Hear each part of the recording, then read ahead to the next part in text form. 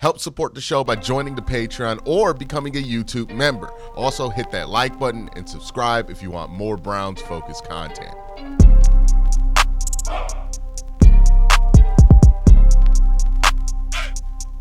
We've talked about the draft, and we'll talk about the draft plenty as the weeks continue. We'll talk about free agent plenty as the weeks continue. But what about players who aren't free agents or draft eligible? What about players that you might have to trade for or hope that a team cuts? Well, let's talk about those guys. These are my trade guys for the Cleveland Browns, guys who could be available that the Browns may consider for one reason or the other. This is not a recommendation list from me, so let me make that clear. There are some names here that I would not recommend trading for, but could pop up. And if you're a fan, you want to monitor whatever's going on with that player because they might become something that pops up in the future, especially with the Cleveland Browns. So let's start with our straight up trade guys, the guys you would have to trade for.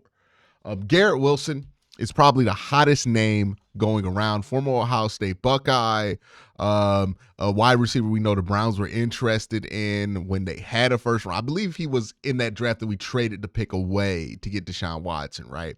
So the first draft, before we got rid of all the picks, I believe he was in that 2022 draft. Y'all correct me if I'm wrong here, but before the Browns traded that pick, Garrett Wilson was heavily rumored to be somebody the Browns be interested in. If you look at what the Browns usually get at wide receiver, I mean, he fits the mold perfectly. Good route runner, excellent body control, not the biggest guy. Like, these are stuff that the Browns love at wide receiver.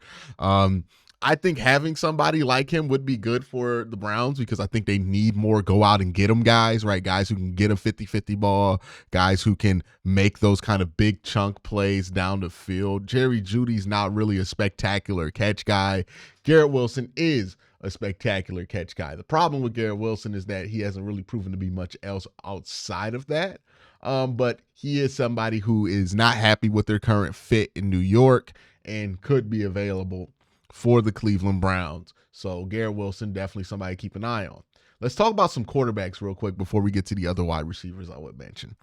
Derek Carr is a name that I think you should keep a little bit of an eye on. I don't know how much enthusiasm there is in New Orleans to continue with Derek Carr. Derek Carr is not beloved by those fans, nor what's going for Derek Carr is that the GM that brought him there is still there, but the head coach who brought him in is not there anymore. So the question with Derek Carr is like, who wanted him more? Who's going to be more incentivized to keep him? And how much does the New Orleans Saints, or do the New Orleans Saints like somebody like Spencer Rattler in their ability to develop that guy versus sticking with Derek Carr? Now, if you trade for Derek Carr, he would make 50 against the cap this year and then 40 against the cap next year with only 10 guaranteed. So a very maneuverable deal. Don't worry too much about those $50 million and $40 million cap hits. Without guaranteed money behind it, those numbers are very movable for the Cleveland Browns. So the money wouldn't really be the most concerning part about trading for Derek Carr. You just got to ask yourself the question of, like, do you think this guy's good still, or has a chance of being good in your system?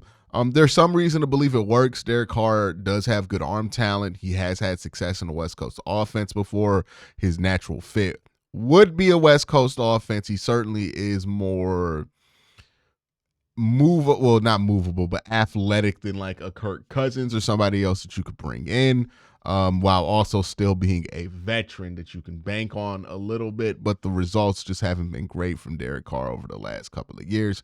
Maybe that's because of fit. Maybe that's because of other things. But Derek Carr is something that could pop up. I wouldn't be like head over heels doing backflips if the Browns traded for Derek Carr. I would think that it could work maybe, but I wouldn't be super excited about it. Then you have Gino Smith, who is a year older than Derek Carr. He has a much more manageable contract. It will only be $31 million for 2025, and then he would be off your books entirely. He's a free agent, unrestricted, in 2026. This would be a good, bridge option for the Browns. Now, this is going to be more expensive when it comes to trade assets, right? With Derek Carr, if the Saints are willing to move off of him, I don't think the price would be very high for Derek Carr because that might be a situation where they're just ready to go on that. With Gino Smith, you're going to have to do some convincing. So the price is going to be significantly higher for Gino Smith as far as what you're going to have to trade to get him than it would be for Derek Carr. But the cap would be a lot easier to manage. I mean, Derek Carr's situation is not difficult to manage either, but it will only be $31 million against the cap in 2025 if you trade it for him. Pretty manageable deal, and then maybe you could work out an extension and then just have Gino Smith be your bridge quarterback. Again, similar benefits to Derek Carr, except for Gino has played better in the last couple of years, being a Pro Bowler as recently as last year. So maybe that is a lot more appealing to you, but that could be somebody that the Browns look to. They answer the question, why would the Seahawks do that? Gino's getting up there in age. They might look at the 2026 class and see an opportunity to get a franchise quarterback because they feel like there's a ceiling with what Gino Smith can provide them in their current roster construction. So maybe they decide to head into a soft reboot and then kind of want to maximize their draft positioning, which means they're probably going to want to get rid of some things that are going to keep their floor high, which means Gino Smith might become expendable, especially if they can pick up some draft assets in the future. I would think Gino Smith, they would want next year assets instead of this year assets for Gino Smith. That's just my gut feeling on it. But yeah, Gino could become available. If you're the Browns, you definitely got to see what's up with that because that'd be a short-term situation as well to look at. And that could answer your quarterback question for at least a couple of years while you look for your own answer. DK Metcalf is a player that people have been heavily rumoring to be available. I just don't see him as a great fit for what the Browns do, to be honest with you. Like, I don't see the Browns really going after him. Wide receiver I do think would be a little bit more available and would make more sense for the Cleveland Browns is Deebo Samuel, who might be available. The 49ers might want to clear way for Ricky Pearsall. And, you know, they have Brandon Ayuk coming back from that injury, who they just paid a lot of money to. So maybe they're trying to find a way to clear way, get a little younger.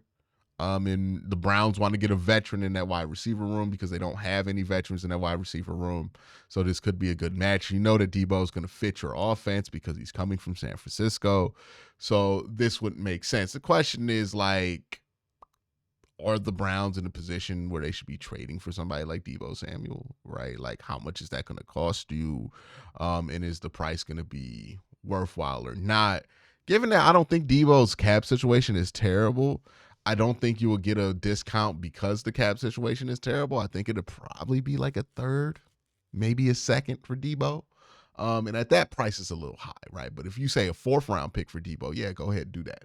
But yeah, the Deebo Samuel could be available. All right, so Deebo Samuel could be available. Let's talk about some guys who could get cut that the Browns could be interested in. Now, we'll get a couple of the guys that we've talked about already out the way. Kirk Cousins, Aaron Rodgers, they could get cut by their current employers. They could not. I think Kirk Cousins is much more likely to get cut than Aaron Rodgers is, just because of how those contracts work and the penalty for it. Even though Aaron Rodgers, the Jets do have a pretty significant roster bonus due to him in March, so they might be more inclined to cut him as well. But they got to make a decision on those two. Both those guys older, could be fits in your offense. You've seen them work before. I've talked about that in the previous video a ton. Orlando Brown Jr., left tackle from Cincinnati, could be available. Has underperformed that contract. The Bengals have drafted Amarius Mims, who they probably want to flip the left tackle as soon as possible. You could just see the exit path there for Orlando Brown Jr. The only thing that I think will keep Orlando Brown Jr. in Cincinnati is that they are trying to compete, and ultimately Joe Burrow had a great year with Orlando Brown Jr. as the left tackle and did not get injured. So if that's the bar that you want to maintain, that might be the bar that you want to maintain. And Orlando Brown Jr. might stay there, but I think there's a lot of reason for the Bengals to get kind of anxious there and decide, hey, let's save some money. We're going to have to pay Jamar Chase. We're going to have to pay T. Higgins. We have already paid Joe Burrow. Things are getting really expensive on the offensive side. We're going to have to cut costs somewhere. And, Orlando Brown Jr.'s contract might be the first one to go because he's the highest paid player that has not provided the highest amount of volume for that team. So that's probably why Orlando Brown Jr. might get cut. Tyler Lockett, another fun name. Again, the Browns going to be looking for a veteran wide receiver. They don't have one right now. Everybody is still either like fresh off their rookie deal or still on their rookie deal in that wide receiver room. They got to bring a vet in. So I think they're going to look for a veteran. Maybe it's Tyler Lockett. Maybe it's Christian Kirk who gets cut potentially. Those are two names to watch. Younghoe Koo, the kicker out of Atlanta, might be somebody that the Browns go after to replace Dustin Hopkins or compete with Dustin Hopkins in camp, given that he is likely to be cut from the Atlanta Falcons as well. So those are the waiver cut guys who aren't technically available yet, but could be available by the time March rolls around and free agency starts. There are some prospects that the Browns could look forward to trying to trade. Guys who aren't going to be super expensive to trade for, but could provide a high return because they are so young. But it doesn't seem like they're in situations where guys are going to be willing to stick with them. Evan Neal, tackle out of New York. He plays for the Giants. Evan Neal, the Giants tackle, might be somebody the Browns look at. I talked about this before. A lot of people think he should kick inside the guard. Maybe the Browns see this as a project and an emergency tackle option for them. Malik Willis, we talked about him before. He could be somebody the Browns are interested going after. Somebody who was talked about as a first-round prospect when it came out, ultimately went in the third round, has a ton of talent, great athlete, great arm, all the stuff that the Browns will look for in a quarterback. He's riding the bench for the Green Bay Packers right now, so maybe you can pry him off that roster with the late round pick. Maybe you can't, but that's something to look at there. Joe Milton is a name that I hear fans talking about a lot. Had a really good game against the Bills. I will say this, though. Before we get carried away with Joe Milton excitement, I think we do need to understand that the good game that he had was in a game where he did not play the starters for the Buffalo Bills. I'm not saying that you shouldn't be excited about Joe Milton if you are. I'm saying we should probably turn the volume down just a little bit on that because it's not like he came in, won a playoff game or something like that. But he did look good in that game. It was just one game. Maybe the Browns, who were rumored to be interested in Joe Milton in last year's draft, decide that it's worthwhile to make a move and go grab Joe Milton for maybe a 5th round pick, right? Because it doesn't seem like New England really has any plans for him, especially since they switched head coaches at this point. So I don't know what Mike Vrabel's plan going to be for somebody like Joe Milton when all his attention should be on Drake May, who they drafted super early in that draft. So maybe Joe Milton becomes available. Maybe the Browns are interested. Treylon Burks, I don't see enough people talking about this, but Tennessee, new GM. So the last GM that drafted Treylon Burks not there. And it feels like they gave up on Treylon Burks a long time ago. Now, the Browns, another team, really like Treylon Burks coming out of college, coming out of Arkansas. Maybe this is their opportunity to go get another Jerry Jeudy type situation where they're like, hey, let's develop this guy. We think the tools are there. We just think the situation hasn't been right for him. And then John Mechie, another young flyer they could take at wide receiver who's played well for Houston at times, just hasn't gotten a ton of playing time. So those are the guys who aren't free agents, aren't in the draft, but are on other teams that could become Cleveland Browns. Let me know what you think in the comment section below. What options did I list here did you like the most? Let me know in the comment section. Y'all have a great day. Having a better night. Peace.